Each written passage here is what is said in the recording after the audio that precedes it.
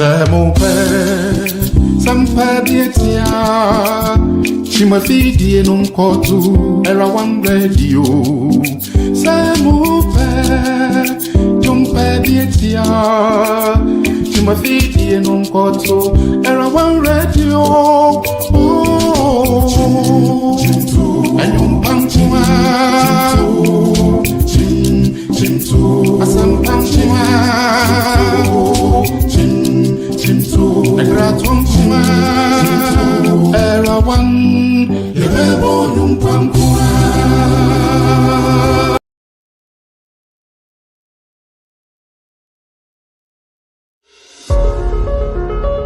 They are four women. They are beautiful with brains. They are eloquent, decent, wise, and experienced. You have heard many, the funny. Now, it's time to hear the experience and the brainy. Meet Selena, Dorcas, Gifty, and Annette as they present the real in common getting. In common biaye sesi chain, the dead, as in takrenu assume the dead, the real in common getting. Showing live this and every Sunday, 7 p.m. on Era One Radio on Facebook and on YouTube, Era One Radio and our Taibo channel. Kaise, so we see the real in common getting ya. What brabon tete, we nyan konkonsa, we the real in common getting.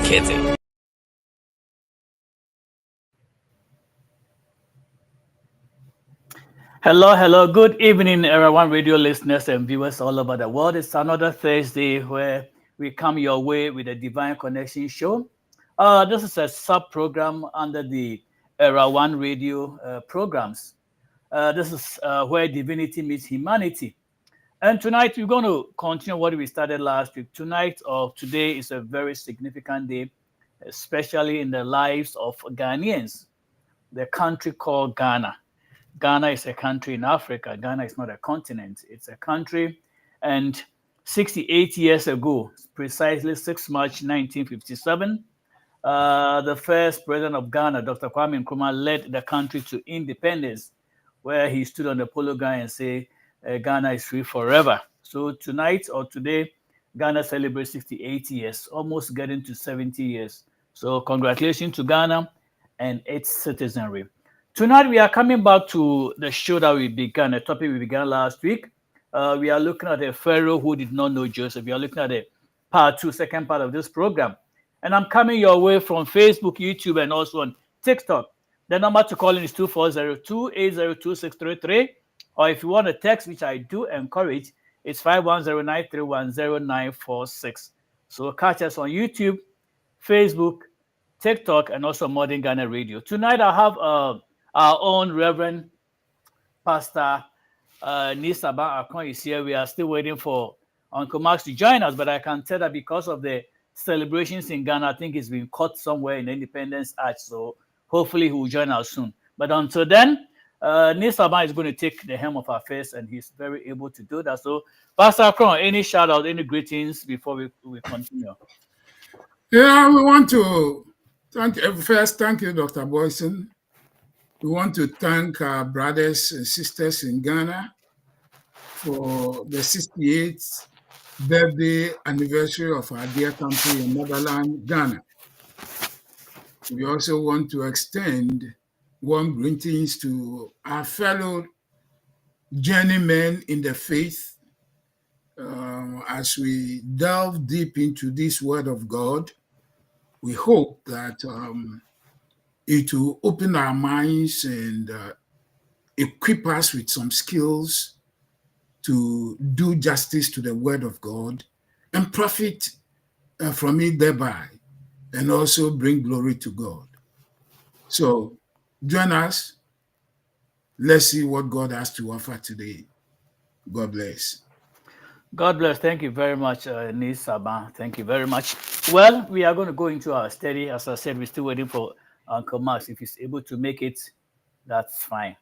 Last week, we started this new series, and I did mention that there was a young boy who had a gift of being able to interpret dreams, and his father sold him a coat of many colors. That became a point of jealousy amongst his other brethren. And of course, you know the story already. Fast forward, he was sold into slavery. Potiphar grabbed him, and he was there he grew in strength, stature, and favor until Potiphar's wife one day decided to try to rape him. And that ended Joseph in prison. When he went to prison, Bible says that he was still under the favor and grace of God. Even in prison, he was prospering. He was interpreting dreams, and there were two men, a baker and a cupbearer, who had a dream. Both had dreams differently, and Joseph was able to interpret. He gave them their respective explanations or interpretation of the dream, and he told them that when they leave, they should remember him. But for some reason, one was killed as Joseph had interpreted, and the other was returned to his position to bear the cow for the Pharaoh. But this guy, for some reason, for 2 years, he did not remember that he even knew Joseph in prison until at the opportune time. So sometimes, if some things don't happen, it doesn't mean that God has forgotten. There's opportunity and there is timing. If he had remembered Joseph earlier, I believe he would have put in a good word for Joseph before the king. The king, at best, would have relieved Joseph and said, okay, I don't want you to go into any more trouble, so I'll relieve you, but then maybe go back to your country. And Joseph would have gone back to his father and maybe go back and don his coat of many colors. But God knew what he was doing. At the appointed time, Pharaoh had a dream, and come what? Joseph had to come to the scene. So that's how Joseph became the prime minister. But with time, Joseph saved the country. He also died. He told them when he dies, they should take his bones with them when they are going to the promised land. And then a Pharaoh came. Another Pharaoh came. And with time, the Pharaoh that came didn't know who Joseph was. That is the story we're talking about. So I'm going to let Nisaba, I've been talking for a while. So Nisaba is going to take over. Last week, we looked at the subject of that scripture. We looked at who the stakeholders were and what was at stake. And if Nisaba, do you want me to read the scripture quickly, or you want to? I think so. I think so. Okay, so let me read the scripture quickly. We are taking it from Exodus chapter 1, verse 7 to 14. And you must have heard Nisaba say several times that the Bible is not something that happened years ago, but it's something that keeps happening. Contemporary times is the same thing is happening. So what happened years ago is still happening. So Exodus chapter 1, verse 1, chapter 1, verses 7 through 14. And the children of Israel were fruitful and increased abundantly and multiplied and waxed exceeding mighty, and the land was filled with them. Now there arose a new king over Egypt, which knew not Joseph. And he said unto his people, behold, the people of the children of Israel are more and mightier than we. Come on, let us deal wisely with them, lest they multiply. And it come to pass that when there falleth out any war, they join also unto our enemies and fight against us, and so get them up out of the land. 11. Therefore they did set over them taskmasters to afflict them with their burdens, and they built for Pharaoh treasure cities, Pithom and Ramses. But the more they afflicted them, the more they multiplied and grew, and they grieved because of the children of Israel. And the Egyptians made the children of Israel to serve with rigor. 14. And they made their lives bitter with hard bondage, in mortar and in brick, and in all manner of service in the field. All their service wherein they made them serve was with rigor. So that was, bad punishment to save. All right. So last week, as I said, we covered a few of the question that we had. Tonight, we're going to continue. Maybe we'll look at the setting today. I don't know whether Nisaba wants to just give us a recap of the stick, or he can go straight into. We are looking at a sketch of the setting or the environment of this text. Nisaba, what do you have to say? Thank you, Dr. Boison. This is interesting stuff, right? Very, very interesting stuff. And the question is, as you said, the setting. Of course, the setting will comprise the contemporary times as well as the physical location. And so the physical location first, this was Egypt, ancient Egypt as we knew it. And the times had to do with roughly about the time, roughly about the time of a king. Scholars are conflicted on that, but the most probable was a gentleman, a king, a pharaoh called Thutmose, around 1350 BC. And this was when this Cain decided to turn a segment of his population or citizens into slaves so as to reap the maximum benefit from their labor and whatever God had gifted them with. So I think this will capture the essence of what the setting will look like. Dr. Boison. All right. Thank you very much, sir. Well, can we sketch the problem and the goal of the king as he articulated it in verse 10? So let me just read verse 10 again. We'll look at exactly what the author told us in this. He said, "Come on, let us deal wisely with them, lest they multiply, and it come to pass that when there falleth out any war, they join also unto our enemies and fight against us, and so get them off the land. Come on, let us deal wisely with them, lest they multiply. And it come to pass that when there falleth out any war, they join also unto our enemies and fight against us, and so get them up out of the land." Now, first, let me ask, why did the king even think about the fact that one, there was going to be a war, and when it does happen, the children of Israel were going to side with the foreigners? Thank you, Doc. That's a very insightful question, Dr. Boison. A very insightful one. And a text like this, though the author has not explicitly stated them as such, one could glean some hints.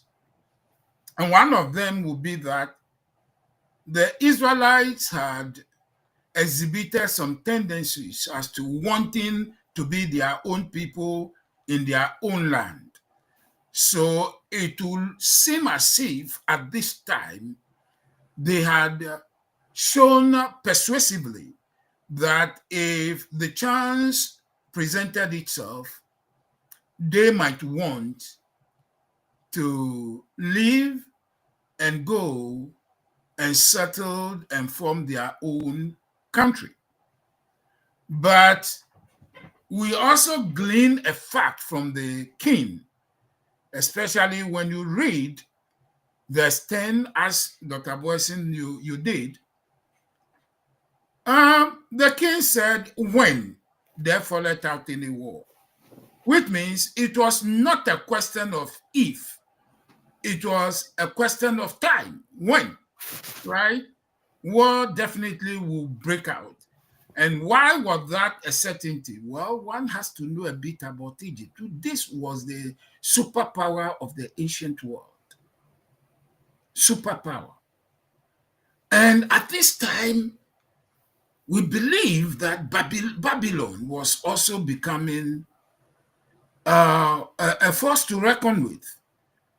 Also, there was, what we call the Sumerian civilization. There was also the Hivites civilization. All these were developed, at least in their time, nations. And so then the quest for supremacy was there, just like our contemporary times, where you have America, you have China, you have Russia, and everybody, each of them is striving to become the primus inter pares or the primus uno, right? And so that is what we have to understand about this time. The king made it clear that Egypt had enemies. Okay. And the enemies could just be the fact that Egypt was an advanced civilization. And as much as possible, whoever could benefit by Egypt's fall would like to expedite it. And that's what the king was trying to express. But the king also realized a fact that, in fact, the author has told us explicitly in verse 7.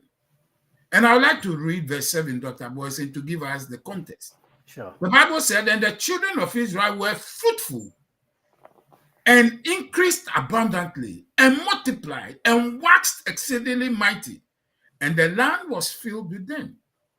Right? They were very prosperous. And this king did acknowledge that fact in verse 9. And verse 9, this is what the king said. Behold, the children of Israel are more, and they are mightier than we the Egyptians. Whoa. So, Dr. Boison, if you add that fact, that the prosperity of Egypt seemingly was in the hands of the Israelites. And they also had numerical advantage as well as strength advantage.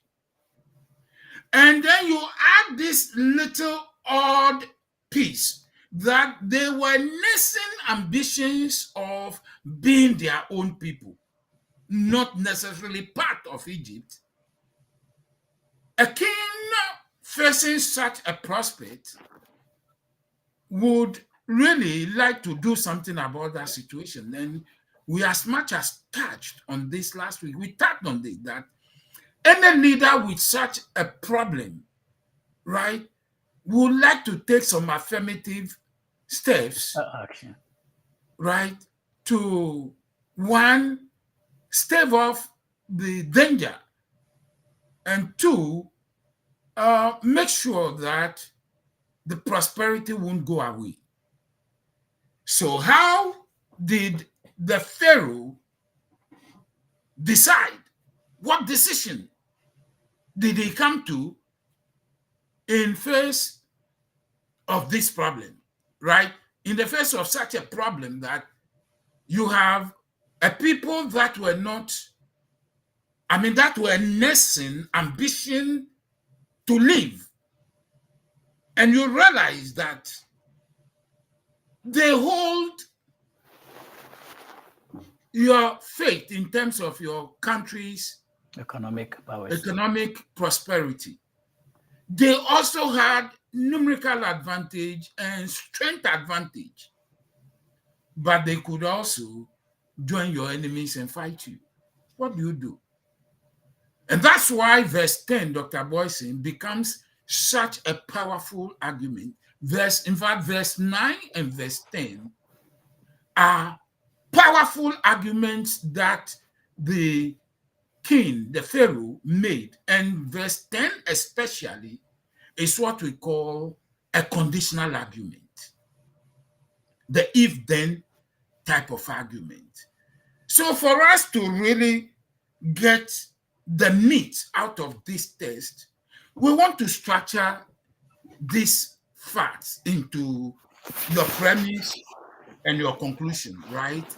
Like a regular argument, right? So in verse 9, he starts by saying that the children of Israel, right, outnumber the non-Israelite Egyptians. Population. 2, the children of Israel were mightier or stronger than the non-Israelite Egyptians. The third point, the children of Israel will keep multiplying. That was the argument, right? Then the fourth point is that war was certain to break out. And then the realization that when war broke out, the children of Israel would likely align themselves with the enemies of Egypt. And if they align themselves with the enemies of Egypt, they will fight Egypt. And the icing on the cake, that will be their pretext to migrate out of Egypt. And so what was his conclusion? Let us deal wisely with the children of Israel. So his conclusion, therefore, was that when you are faced with a situation like this, you cannot fail but resort to the use of wisdom.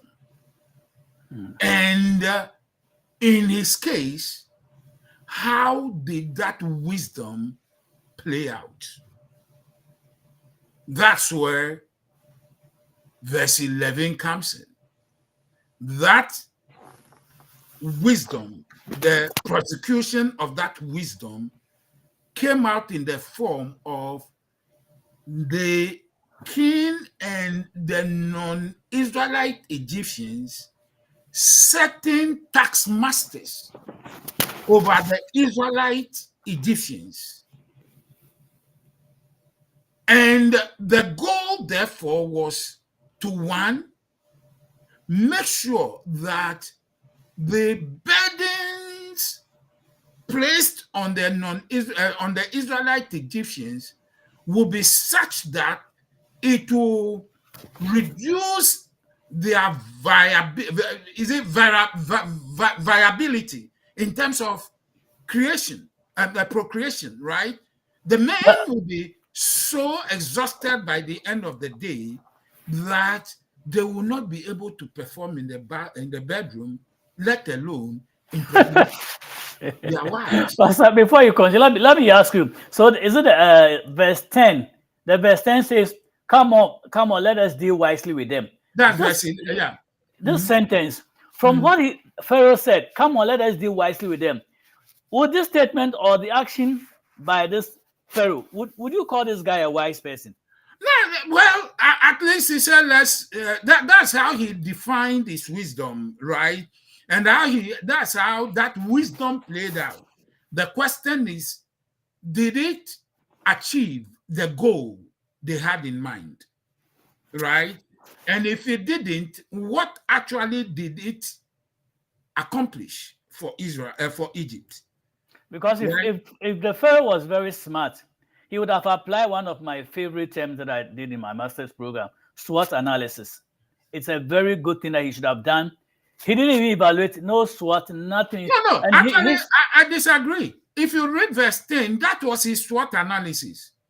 But that wasn't a very good one. Maybe he did. Well, but he did.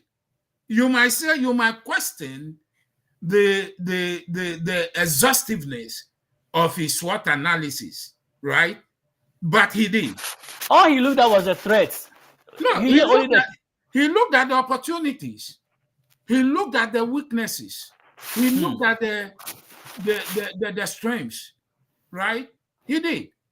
If we can look at, for example, when he says they will multiply, right? They will multiply. That's a trait. But right? That was a good thing because you're having a numerical strength. Yeah, that was a trait, right? And it was also an opportunity. Because what I'm saying is that if this guy was very smart and wise, he should have used the qualities of these children of Israel. He should have used those qualities to better his economy instead of being antagonistic and trying to punish them and make life difficult for them. He could have gone the other way around. He said, "Hey, I agree with you. I agree wholly with you." And so that's sometimes we abuse resources, human resources, and we just go the other direction. Dr. Boison, that's why this study is so important, because it will help us to understand what is happening in contemporary America, right? We will certainly understand that in the name of MAGA, right, in America, look at what is happening. Isn't it America literally destroying itself in what is happening? We are going to see the same thing happening with this Pharaoh, right? And so, I mean, the very thing you said at the beginning of this session, this meeting, that the Bible, as I have always insisted, is not about what happened, but what happens. So the Bible is experiential. The Bible is a source and a resource book to understand life and how it works. You getting me? So that's why this study, again, is so important. So, yes, he did the SWOT analysis, but whether he did a good job of that, that's up in the air, right? That's something we will finally come to agree or disagree on. But he did, right? But again, as I said, this was a problem. And Dr. Boison, if we go back to history, recent history, in 1973, 72 all the way to 78 in Ghana, a head of state, General Achampo, said one of the first things he said after he had stayed the coup on 13th January 1972, he said he wanted to put Ghanaians at the commanding heights of Ghana's economy. Why? Because at the time he came, non-Ghanaians actually held sway when it came to who had real power in the running economy of the day. The Syrians, the Lebanese, the Indians, the British, the Greek, and what have you, right? So his desire, hey, these people, when they make their money, they will repatriate the money to their home countries. So though they will make the money here in Ghana, Ghana will not actually be the ultimate beneficiary of most of them. So the opportunities that created that economy, right? He wanted Ghanaians who will spend their cedis in Ghana, right? That's a good thing. But in doing that, what did it accomplish? What were some of the unintended consequences? Idi Amin did the same thing in Uganda. In 1972, when he overthrew Obote. He said the Asians, the Ugandan economy was in the hands of Asians, right? So he wanted to expel Asians so that native Ugandans, right, would take over. Take charge. What happened, right? And so these are the things we have to. And now in our contemporary America, right, somebody will say, oh, no, this government is not about expelling anyone. No. When the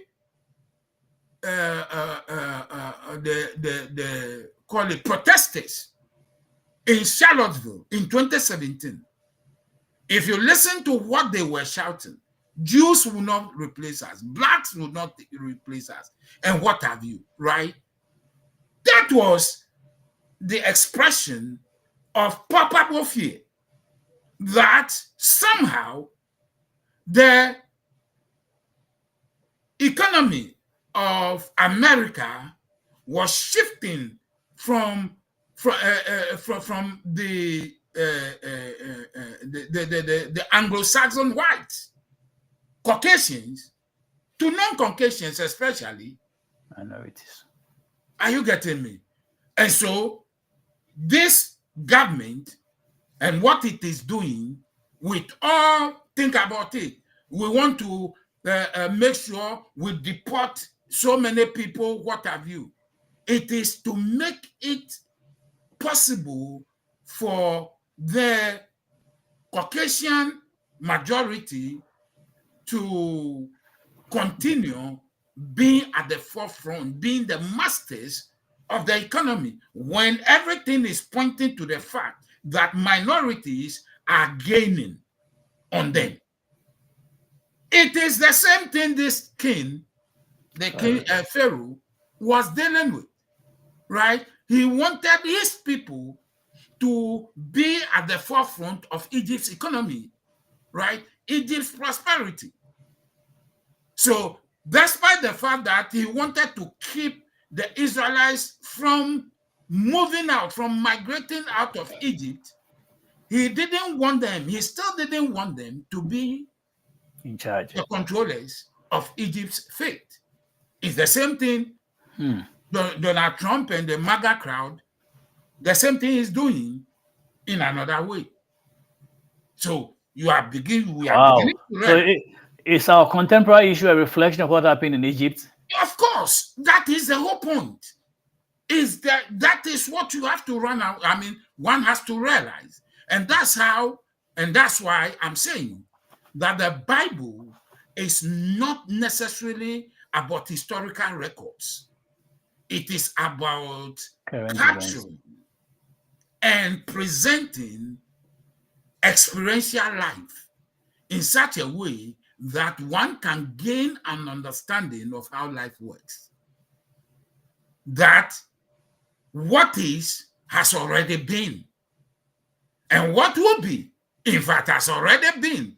Therefore, history becomes such an important subject matter for us that in studying history, we would understand how we have arrived where we are and where we are likely to get to, because it has happened before, right? And so for the political scientists, for the technocrats of any country, you are looking at what is likely to face any country, whether growing, whether developed, whether developing. These are issues, right? And what is facing America, Ghana may be facing it in another form. Nigeria may be facing it in another form. Come to think about it. Less than about 50 something years ago in Nigeria, there was a civil war, and it had to do with some of the people turning against some of the people. The North and the Yorubas fighting the Biafrans, I mean the Igbos, the Biafrans wanting their own nation, right? Because they seceded. Are you getting me? They seceded. So, would you say the Caucasian evangelicals can identify with the story? Would it be comfortable for them to preach it? Yeah, of course. And to tell you the truth, don't forget you use the word evangelicals. These are people who are steeped in the text of the Bible, right? So most likely what they are looking at is the Pharaoh faced the same problem, right? And we are also facing the same problem. If non-native Egyptians have gained a serious foothold in the economic life of Egypt, then if we look at our contemporary times, we can also see that whites are losing their economic foothold. And who is gaining that? Non-whites. So what do we do to arrest that situation? Just like the king did in ancient Egypt. So everything you are reading here in the text is happening in America. And don't forget, the evangelicals are the power block behind Trump. It's a brutal fact. Are you getting me? So I'm getting it, but I'm just thinking about how we can use this situation to sort of do a 360 turnaround and use these resources in a better way than the Pharaoh did. Because we don't have to repeat exactly what Pharaoh did. Dr. Boison, there is an interesting saying in the study of history, and it goes like this. We learn from history that we don't learn from history. Very important saying. We learn from history that we don't learn from history. Is what the Pharaoh did. Did it backfire? Yes, it did. Right? Is it likely for what Trump is doing to backfire? Maybe it is too early to call. It is too early to judge. Right? But if history is a guide, and a good one at that, one could almost see trouble ahead for America. Maybe he surrounded himself with evangelicals who advise him and sway him, so we wouldn't have to revisit this story as illustrated in the book of Exodus.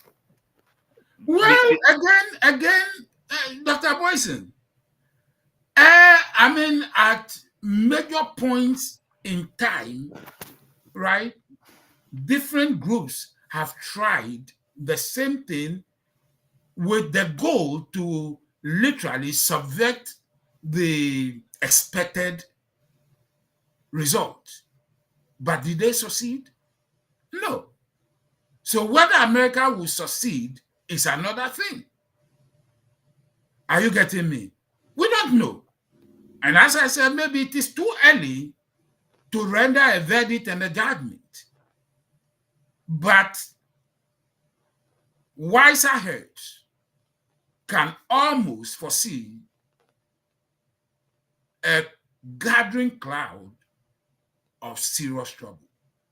Because if you look at this story in as it appears in the days of Egypt or Pharaoh, one may wonder whether the Pharaoh took decisions solely by himself, or he had a cabinet he was depending on, or whether he was a monarch, an autocrat, who was just making decisions for himself. Because if he had a very good cabinet, then of course some wise decisions will come around him. Unless, of course, he was adamant and didn't want to listen. Because actually, if you go into economic terms, the people who you surround you as a cabinet should be able to tell you that, okay, doing this and this and this, I mean, rather instead of using the strength of the people, but rather trying to use as a punitive action wasn't going to work. And so surrounding yourself with a good cabinet of advisors is very paramount, because if you say, come, let us deal wisely with them, you use the phrase wisely. But the fact one may ask, was that a wise decision? Are you wise yourself? Did what you do a wise thing? Because sometimes we have, blind spots around us. We don't know how bad the sites are. We just drive, and then we end up crashing or doing something. So it's very imperative that the cabinet around Pharaoh should have been, maybe same like-minded. Dr. Boison, again, we learn from history that we don't learn from history. Think about it.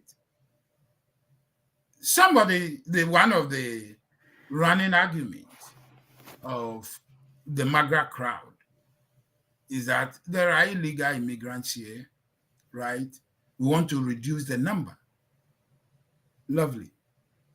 So you want to literally deport some people who have been here for some time, have established roots here. You want to literally uproot them and deport them from the country, only for you to turn around and then tell the world you've signed an executive order to bring white South Africans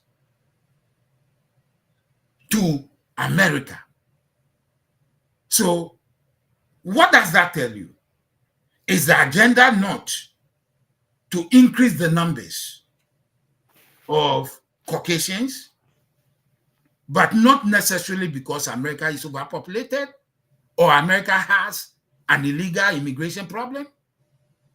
I think it has to do with the profitability, what you can get from them. Because remember, you didn't listen to the address to the Congress, but there was a statement like, we're going to be charging oligarchs $5 million for them to become permanent citizens, and they're going to contribute to the country. So those who are being deported are not playing very good role in the country. They are not paying taxes. They are just that is what it appears.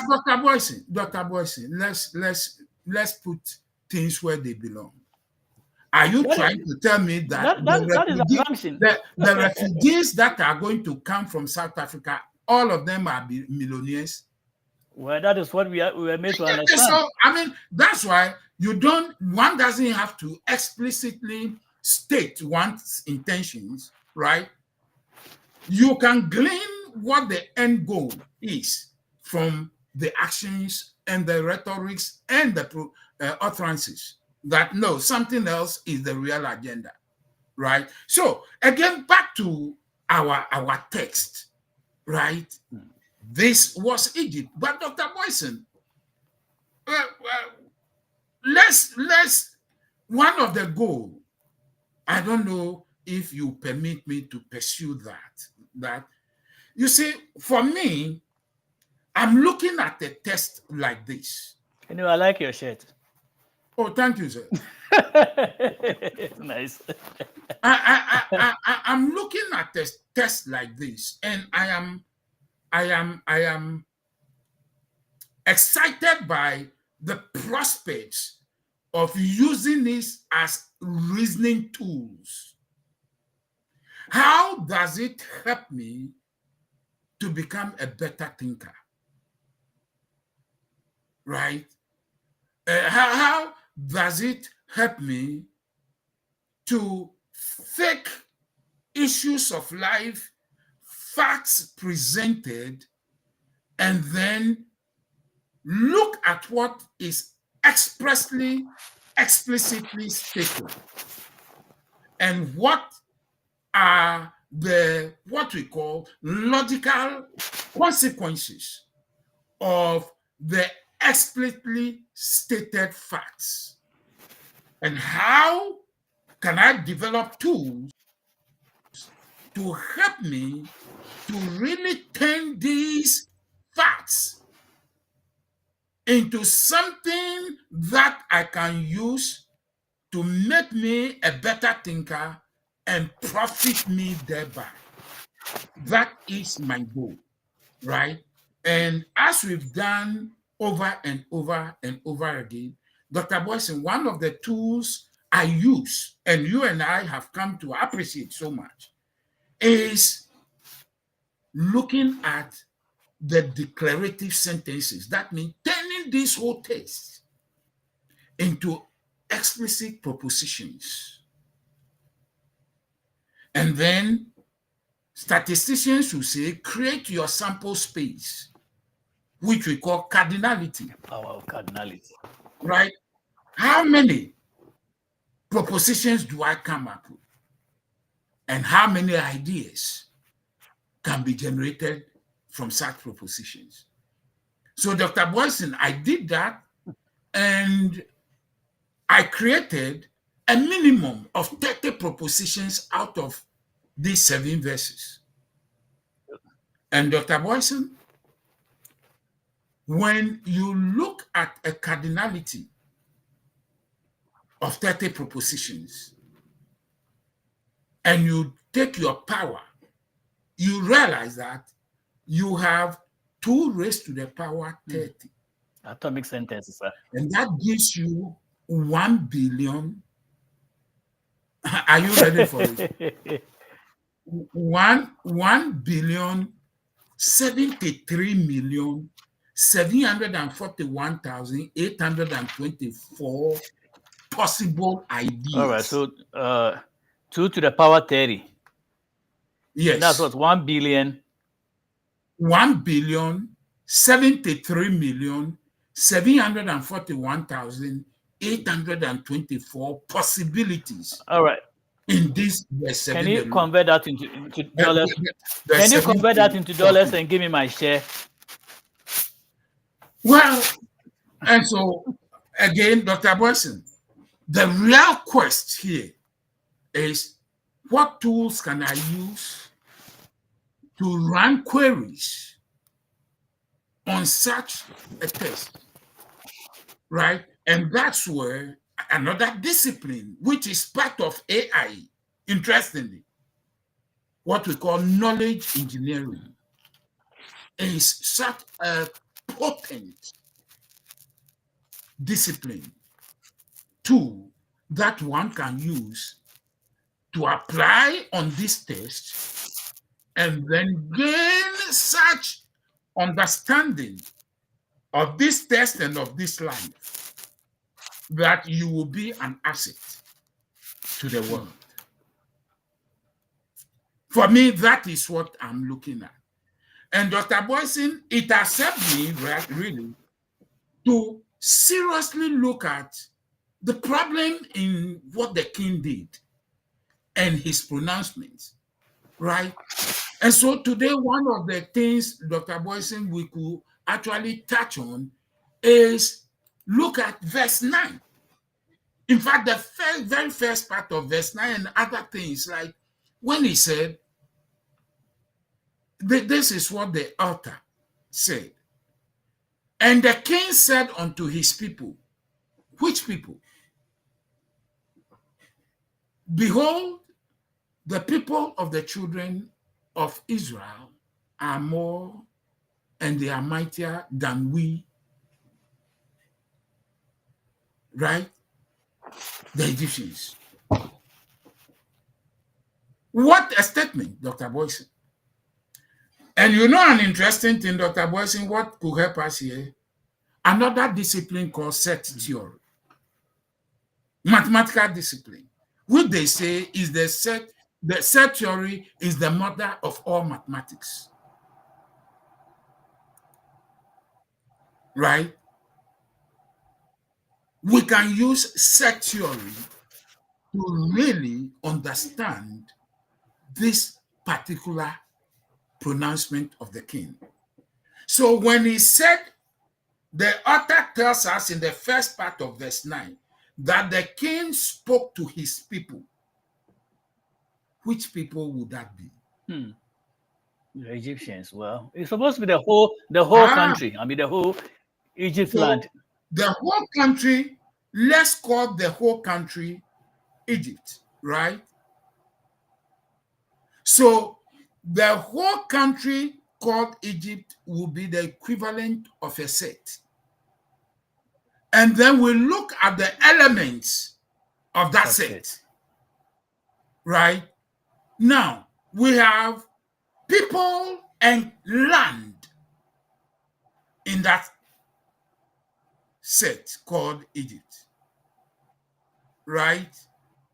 Now, as part of the subset called land, we have Treasure City. Pithom and Ramses. Elements of that subset called Treasure City will be Pithom and Ramses. Then we have people, right, as another element of the set called Egypt. And of that subset called people, we will have another subset called the children of Israel. Right? So the people here will be the, call it subset of all the people called Egyptians, which will include the subset or subset of the children of Israel. Because at that time they had almost even lost their Israelite citizenship or whatever it is, because they all of this, in fact, if you read from Exodus chapter 1, verse 1, you realize that all these people were born in Egypt. Right? They all were born in Egypt. So now we have to question the citizenship of children of Israel. Of Egypt. What made one a citizen? Right? Again, so I said I'm using a set theory to really break down this, right? And so when you look at this, the set called Egypt, it is made up of a subset called land and a subset called people, right? And then that subset called land has elements called Pithom, actually had another subset called Treasure City. And some elements of Treasure City is Pithom and Ramses. And then you come back and then you look at the people, right, called the Egyptians. So the people here, the first people, will be the Egyptians. Because everybody in Egypt at this time who was born there will be called an Egyptian.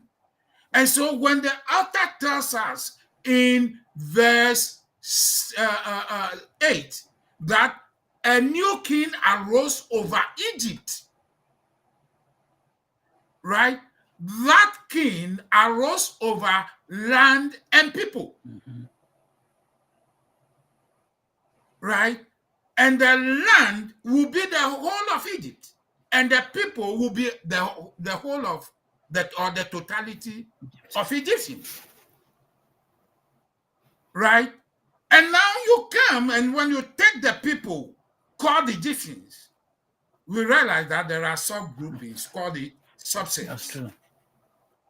You get me? Which will break down into one, the children of Israel, and two, call it Israelite Egyptians. So, right? so if Which these will be children of Israel were all born there, what made them Yes. distinct from the? Is it because of their accent or the color of their We skin? don't know. What The differentiated? author has not given us. The author has not given us this Because fact. at this time, So we are all the siblings of Joseph might have died. So all the ones in existence were new ones that were born there. So actually, yeah. The verse 1 to 6 pretty much tell us that all the brothers and the generation of Joseph died. So everybody we are looking at in this text was born not in even a Egypt. naturalized citizen. This is Yeah, they were not this, uh, this naturalized. natural born. They were born in Egypt. But the problem is Egypt was a set of people made up of subgroupings. Right? One of such subgroupings will be the Israelites. Call them the Israelite Egyptians. And then you have the second group called the non-Israelite Egyptians. But both the Israelite Egyptians, a subset, and the non-Israelite Egyptians, another subset, will be elements of the superset called Egypt or Egyptian. Are we getting the picture clear? So when the author tells us that the king who arose over the land and the people that together constituted Egypt, right? And he was talking and he referenced a subgroup of the superset of Egypt. That is a problem. So don't you think by he saying that, let me see the 10, sorry, the 9, and he said unto his people, could it not be that he was talking to the real Egyptians, or still talking about the city of the whole? That's what the problem is, Dr. Boison. Because at that time he still thought that the original Egyptians were better than the Israelite Egyptians. Well, but he started in verse 9 by saying that the Israelite Egyptians were more than the non-Israelite Egyptians. Mm-hmm. And they were stronger than the non-Israelite Egyptians. The question becomes, he himself, was he an Egyptian? Of course. And if he was an Egyptian, was he a non-Israelite Egyptian? He must be. Yeah, because I don't think any of the children of Israel claim the title of Pharaoh. That's where the problem is. I'll tell you why. So what do you call such a person? Is he racist or is he biased? In fact, that's where now our study becomes such an important thing, because Dr. Boison, you and I know, though this is outside the text, but it's part of this body of literature, we know that Joseph, who had played such a human role in the life of Egypt, had children whose mother was an Egyptian. Was an Ephraim Egyptian. and Manasseh. So at least if Ephraim and Manasseh were both native Egyptians, or call it non-Israelite Egyptians, as well as Israelite Egyptians, where would they belong? You see the problem? That's one. Number two, you see, within the Egyptians, again, there was a small subgroup called tax masters. Okay. Right? The question will be, were they all non-Israelite Egyptians? Or it is possible that at least children of of Joseph, or members of the tribe of Manasseh Ephraim. and Ephraim, who were both Israelite and you get Dual the citizenships. could they have been members of the tax masters? Well, Are we at this getting time, the we can picture? only assume that these It were is. natural Egyptians. That's why, Dr. Boison, a test like this is not only for reading and going your merry way. This is a test that compels critical thinking. Right? Because the author has deliberately left out certain facts for us. Sure, And showing so and not telling. we have to put on our thinking caps. Right? And so when the king was talking, the question becomes, assuming that when he said his people, he was talking to the only the non-Israelite Egyptians. Jews, or the non-Israelite Egyptians.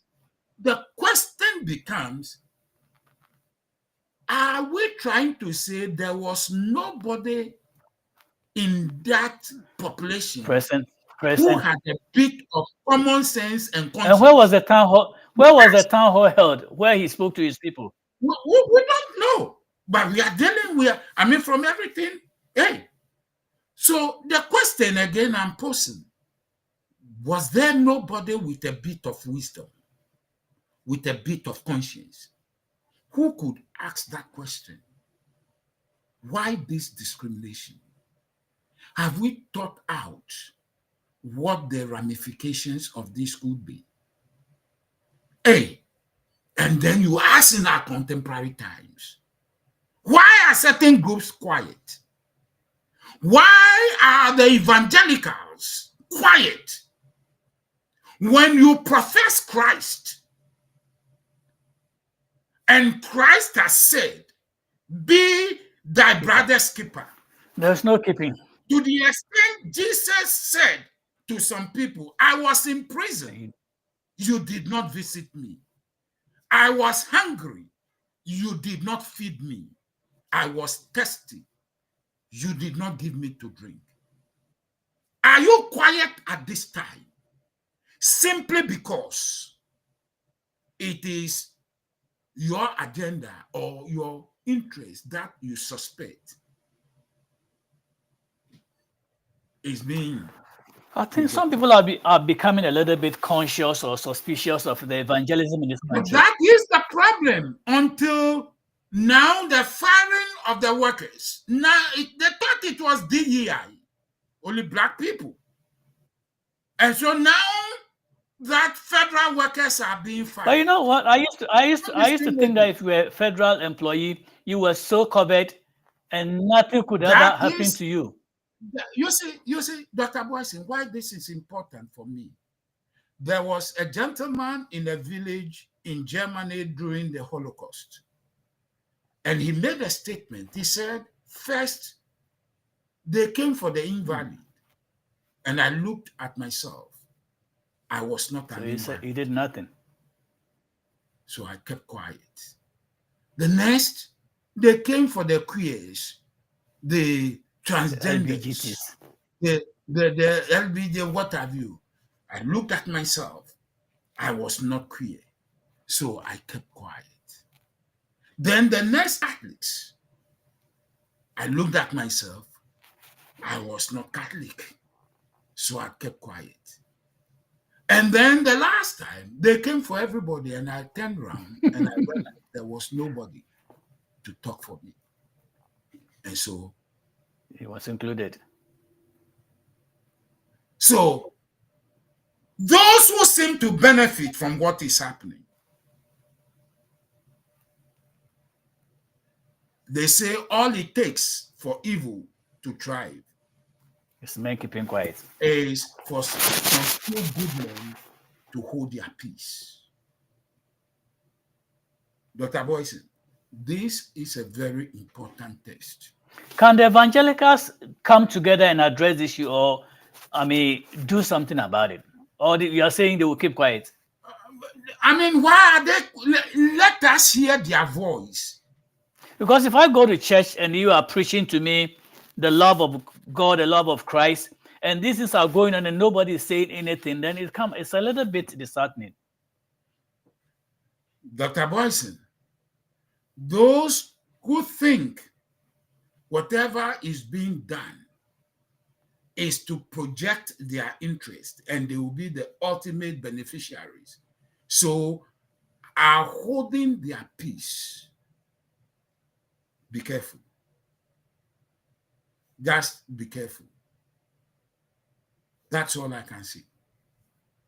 But I think that white evangelicals will stay away from such a message of what is going on. They rather teach salvation, something that is very easy to say. You see, the point is, what is salvation? What They will tell you your soul needs to be saved. Preach? Yeah, they will let you know your soul needs to be saved and forget about what is going on in the world. Oh, really? Yeah, that's my assumption. Jesus said, you will be in the world, but you will not be of the world. He is not going to take you away because your mission is here. Are you getting me? Just let us not keep quiet simply because at least it is our neighbor's house that is on fire. If we don't help our neighbor to quench that fire might grow. Come to and yours. the next minute, it will be our houses. But taking a cue from this story, I think what we need to do is to actually take the nuggets from here. I mean, like I say, if we're doing a SWOT analysis, there's a lot of strength in this passage. There's a lot of opportunities, although there are some threats. But we can look at the strength, okay, the numbers that the Pharaoh could have taken into account. These Israelites, children of Israel, were mighty. They were reproducing. I mean, they were just giving birth, unlike the Egyptians who were on the family planning. So their numbers could be used. Of course, I know they were working, they were paying taxes. Why don't we use the strength and the numbers? But Dr. Boyson, the major question, and then maybe next week we can pursue that, is that when the author tells us that the king himself said, these people are more in number and they are mightier. What gave them that might? What gave them that prosperity? Could it be their mental abilities? Could it be their business acumen? So when you set tax masters over them, for them to go and do manual labor, you know what you've done?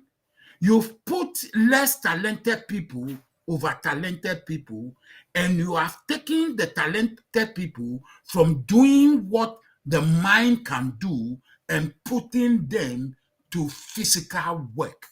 You are killing your own economy. In the end, you might think,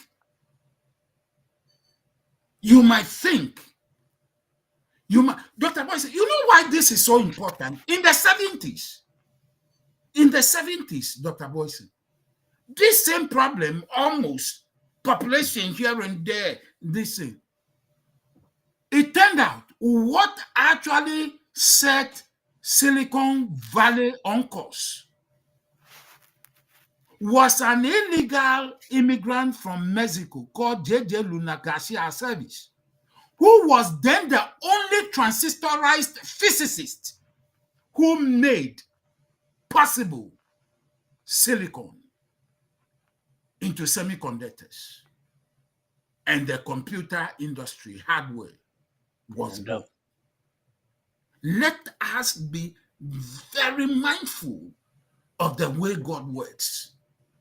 That is not to say that you don't keep your borders, you don't make sure that your laws are, but you have talent here. Some Utilize were it. born here. Where are we going with this? Have we learned from Egypt's experience what became of Egypt at the end of the day? And if we are Christians, are we teasing out some nuggets, both spiritual and mental, from a text like this and experience captured in this form? Thank you. Thank you very much, Pastor Kron. I think our all our pastors and teachers and all that will revisit the scripture and take the nuggets that are in this scripture, because there's a lot of stuff here that all of us can learn. Thank you very much for availing yourself another time and spewing out this knowledge. This is very profound. If we will apply this thing to practicality, it will serve us right.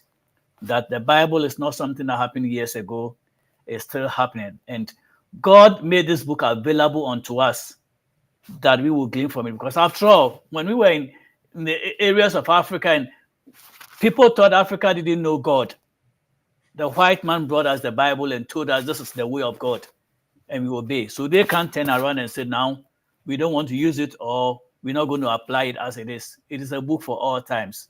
And so I pray that all of us who heed to this, we will all go back and study this Bible, not just pick and choose. Pick the ones that are favorable for you and use it. And the ones that you think are not important, you throw it away. The full totality of the Bible must be used. Of course, there are some areas that might not be applicable to us as it was in the days of Israel. But then most of them are repeated in the New Testament and we can use to benefit us. So I'll entreat all of you. Let's go back to the Bible. It's not just a history book. It's not just a story book.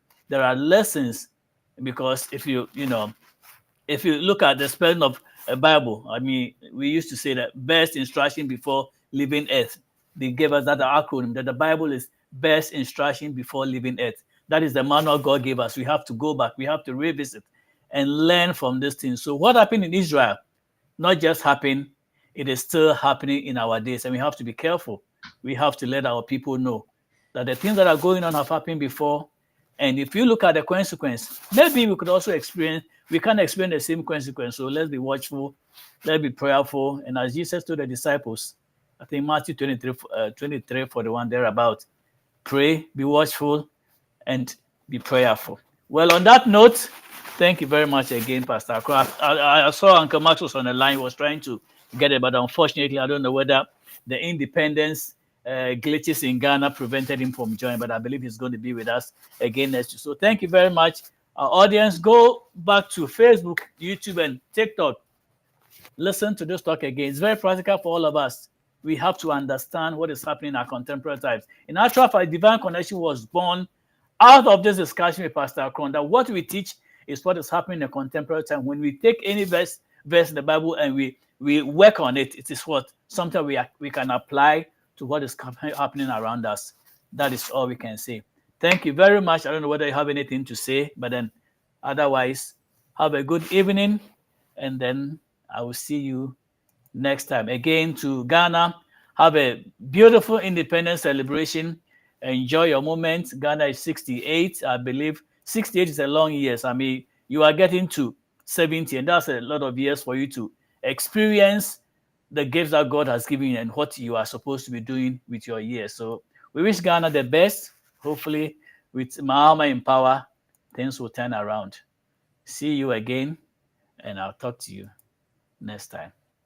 All right, Nisaba, have a good evening. God bless. Thank you. All right, bye-bye.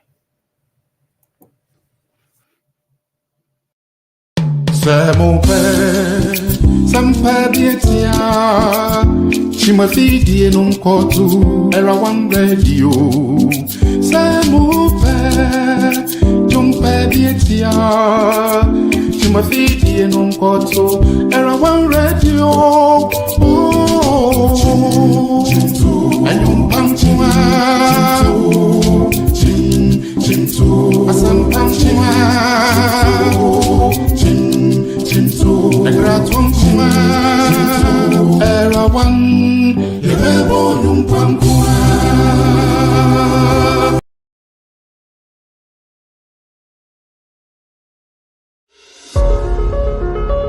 They are four women. They are beautiful with brains. They are eloquent, decent, wise, and experienced. You have heard many, the funny. Now, it's time to hear the experience and the brainy. Meet Selena, Dorcas, Gifty, and Annette as they present the real in common getting. In common chain, as in Takrenu assume the real in common getting. Showing live this and every Sunday, 7 p.m. on Era One Radio on Facebook and on YouTube, Era One Radio and on Taibo channel. Kai said, so we see the real in common getting ya. What brabon tete? We nyan konkonsa. We the real in common getting.